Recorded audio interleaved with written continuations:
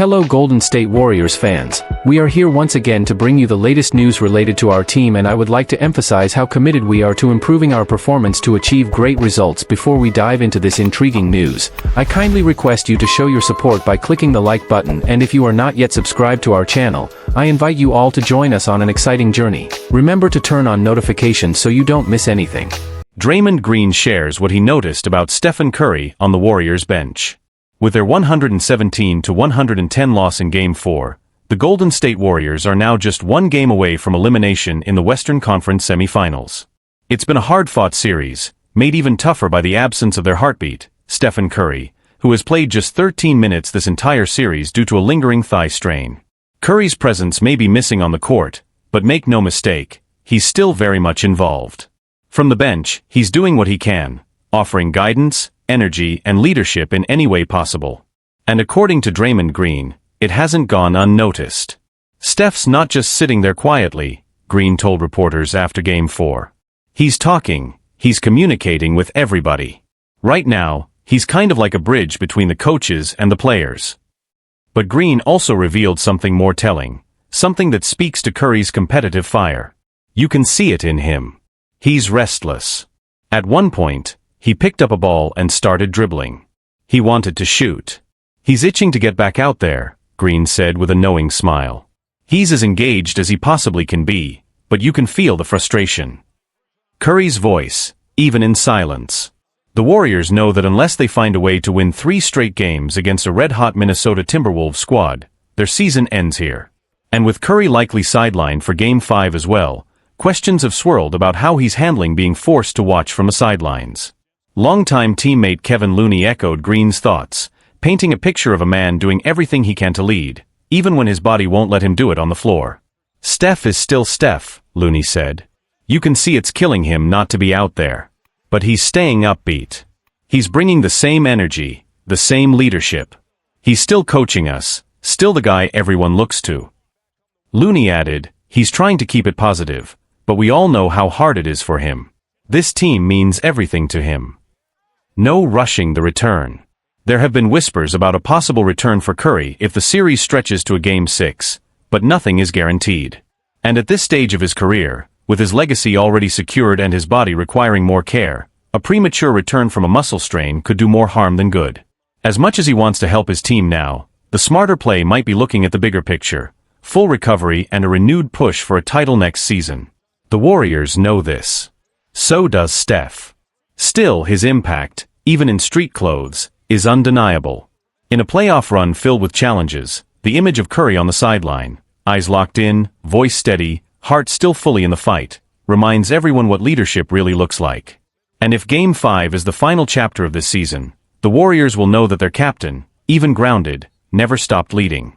The emotional toll and ripple effect. Stephen Curry's absence has been more than just tactical, it's emotional. When the face of your franchise, the emotional leader and engine of your team, is sidelined at such a pivotal moment, the void is impossible to fill completely. And while Curry remains a vocal presence on the bench, his teammates feel the impact of playing without their floor general. Draymond Green's comments after Game 4 shed light on what fans don't always see, the behind-the-scenes toll of watching helplessly from the sidelines.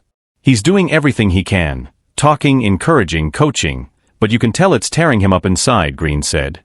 And it's not just Draymond who notices. The entire locker room feels the shift. As Kevin Looney explained, we feed off his energy. When he's out there, everything flows differently. Without him, we have to find that rhythm from somewhere else, and that's not easy when you're facing a team like the Timberwolves. Curry's recovery and the bigger picture. Curry has been dealing with a left thigh strain, and while rumors swirled about a possible return in a hypothetical Game 6, the coaching and medical staff are remaining cautious. At this stage in his career, and with his history of injuries, rushing back could jeopardize not just the remainder of this postseason, but his long-term health. According to team sources, Curry will be re-evaluated just before Game 5, but even if he's medically cleared, there's little chance he'd play significant minutes, and that's assuming the Warriors extend the series. That's left fans and analysts wondering, should the Warriors pivot now and focus on preserving their core for one last deep run next season? What this means for the future. If the Warriors do fall in Game 5, there will be hard questions waiting in the offseason. Will this be the last run for the Curry Green Klay Thompson trio? Can Golden State continue building around their aging core while integrating young talents like Jonathan Kuminga and Moses Moody? And what role will Curry play next season? With his leadership unshaken, many believe he'll come back even more determined. But for that to happen, the front office must give him the support he needs, perhaps with new reinforcements, new strategies, and a stronger injury prevention approach. Game 5, one last stand? As the Warriors prepare for Game 5 in Minnesota, it's less about strategy and more about pride. About grit. About playing for each other. Even without their leader on the court, the team knows what's at stake. Curry might not lace up on Wednesday night, but his influence will be felt in every huddle, every possession, every shot.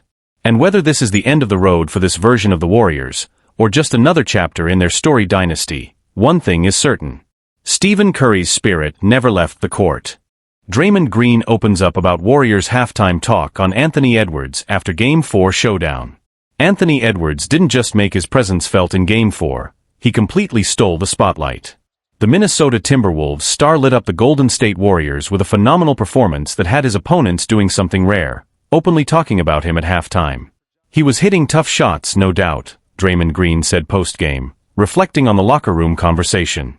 But we were asking ourselves, what could we have done differently? Could we have kept him off the line? Stopped the momentum? Edwards' impact was undeniable. According to SofaScore, he dropped 30 points, grabbed 4 rebounds, and dished out 5 assists on 11 of 21 shooting. But what really stunned the Warriors was his precision from deep. Ant knocked down 6 of his 11 three-point attempts. He also picked up 2 steals, constantly applying pressure on both ends of the court. At halftime, the mood in the Warriors' locker room was clear. Edwards had become the central topic of discussion. Every time we started to make a run, it was Ant who shut it down, Green admitted. And look, someone's always going to hit a big shot here and there. But it can't be their best player every time. When you're in that stretch, your defense has to lock in, especially on him. Despite the Warriors coming in with a game plan to limit Edwards, it simply wasn't enough. The rising superstar has shown tremendous growth in his long-range shooting this season, and it's been on full display during this playoff run.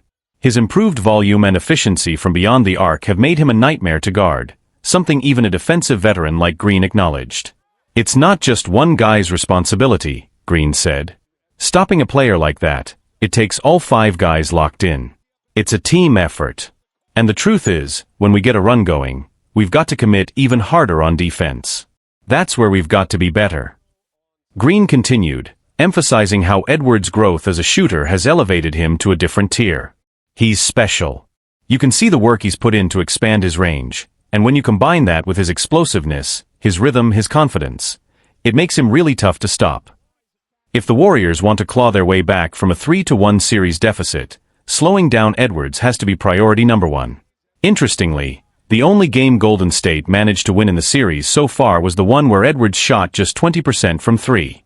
Now, heading into a do-or-die Game 5, the formula is clear: limit Ant's impact from deep, tighten up defensively when it matters most, and don't let the Wolves' best player dictate the game. Because if Edwards continues to play like this, Golden State might be watching the rest of the playoffs from home. Edwards' Game 4 brilliance didn't just force the Warriors into reflection, it sent shockwaves across the NBA. Coaches, analysts, and even rival players took notice. On ESPN's NBA Today, Kendrick Perkins didn't hold back. "That boy Ant is box office," he said. "He's doing to the Warriors what Steph used to do to everybody else, rip their hearts out." On social media, stars like Donovan Mitchell and Ja Morant chimed in with fire emojis and reactions that mirrored what fans were thinking. Anthony Edwards has arrived, not just as a future star, but as a present-day problem. What's most alarming for Golden State is how consistently Edwards has been able to deliver under pressure. This wasn't a one-off explosion.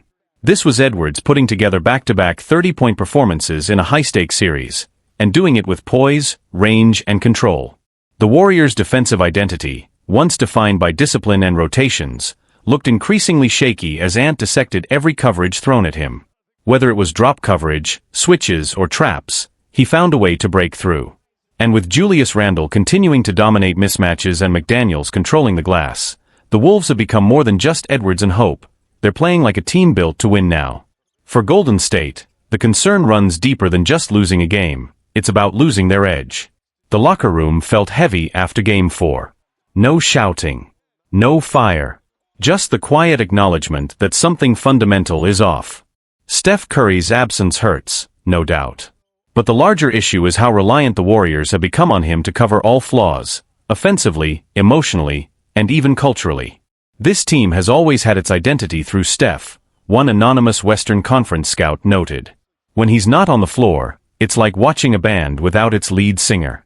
The rest of the pieces are still good, but it's just not the same show. Meanwhile, Jonathan Kuminga continues to be one of the few bright spots. His emergence in Games 3 and 4 was a reminder of what the future could look like: dynamic, athletic, aggressive. But the reality is harsh. Without consistent help from the veterans, Kuminga's efforts are being wasted. With Game 5 looming back in Minnesota, where the Timberwolves are undefeated at home this postseason, the Warriors are staring down the barrel of elimination. Steve Kerr is expected to make rotation adjustments, but options are limited.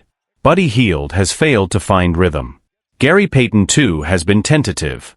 And no one outside of Kuminga has brought the kind of spark needed to swing momentum. Steph Curry will be re-evaluated just hours before tip-off, but internal sources suggest the best-case scenario is a minutes-restricted appearance. Even if he plays, he's not going to be Steph, a team insider admitted.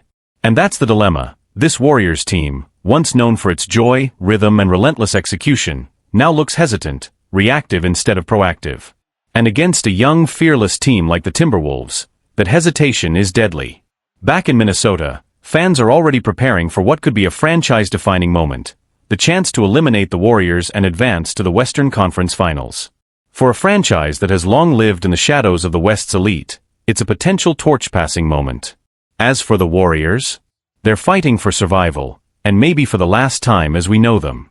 Because if this is indeed the end of an era, it won't be remembered for how it ended quietly.